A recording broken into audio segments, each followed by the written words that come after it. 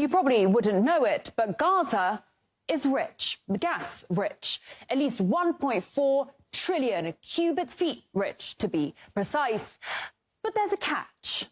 Geologists and natural resources economists have confirmed that the occupied Palestinian territory lies above sizable reservoirs of oil and natural gas wealth in Area C of the occupied West Bank and the Mediterranean coast off the Gaza Strip. To date, the real and opportunity costs of the occupation exclusively in the area of oil and natural gas have accumulated to tens, if not hundreds of billions of dollars. Back in 1999, the Palestinian authorities signed a deal with British Gas. Just off the Gaza coast, they struck it lucky, and 2 wells were drilled. That's Gaza Marine 1 and 2. It was a multi-billion-dollar gift from God, an economic boon both home and abroad. This is one of the key messages here today. There will be gas available for export. And from my conversations with Palestinian officials, including President Arafat, it is clear that they have no interest in just sitting on a gas surplus.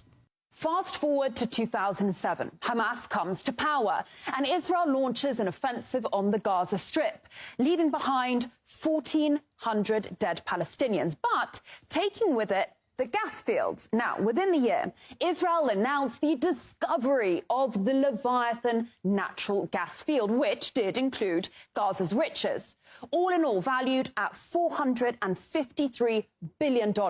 Now, since then, Gazans haven't seen a shekel, or to be more accurate, they have been denied around $47 billion in revenue. As for Tel Aviv, well, it's gunning to become a new hub. This is a historical moment in which the small country of Israel becomes a significant player in the global energy market. The Memorandum of Understanding will enable Israel, for the first time, to export Israeli natural gas to Europe.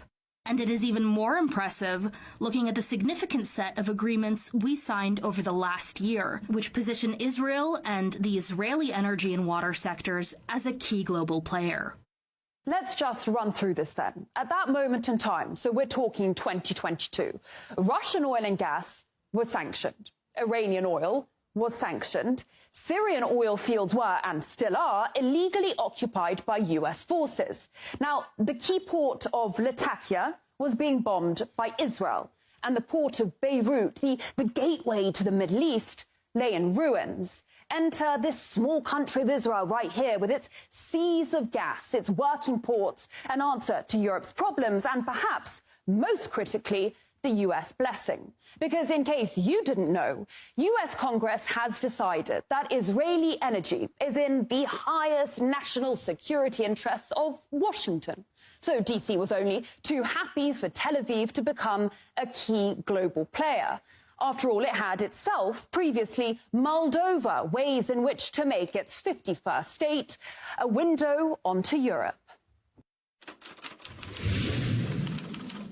Another interesting application of nuclear excavation would be a sea-level canal 160 miles long across Israel, connecting the Mediterranean with the Gulf of Aqaba and thus the Red Sea and the Indian Ocean. Such a canal would be a strategically valuable alternate to the present Suez Canal. The Suez Canal is a gold mine. It connects the Mediterranean Sea to the Indian Ocean via the Red Sea. It is the link between Asia and Europe. Every day, almost 3 million barrels of oil, 8% of global LNG, 50 ships, $9 billion worth of cargo, 12% of global trade all pass along this right here single canal. Remember in 2021 how a container ship ran aground in the Suez? Global trade was brought to its knees. The alternative route via the Cape of Good Hope adds around 9 days and 7,000 kilometers to the journey. There is no replacement for the Suez Canal, except perhaps for the Ben Gurion Canal.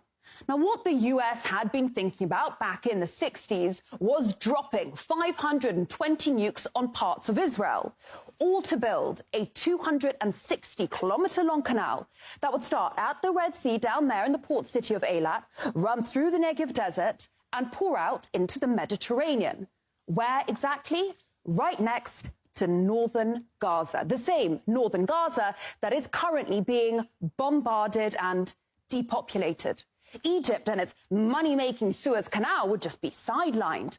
The same Egypt that, rumour has it, is now considering taking in refugees in exchange for debt relief by the US. And if you think it's crude of me to talk business during times of an existential war, think again. The winning companies have committed to unprecedented investment in natural gas exploration over the next 3 years, which would hopefully result in the discovery of new natural gas reservoirs. In recent weeks, Tel Aviv has handed out 12 new licenses to 6 companies, on top of the plan to tap more of the Gaza marine resources. This area is a strategic gold mine. The Israelis have their largest foreign base down the Red Sea, just off Eritrea. And here, a bit further down, Beijing has a naval base in Djibouti, a key piece in its enormous global infrastructure project, the Belt and Road, hated by London, Brussels and Washington alike. Always ask yourself, cui bono, who benefits? Because war is horror and war is hell. But never forget that war, above all else, is big business.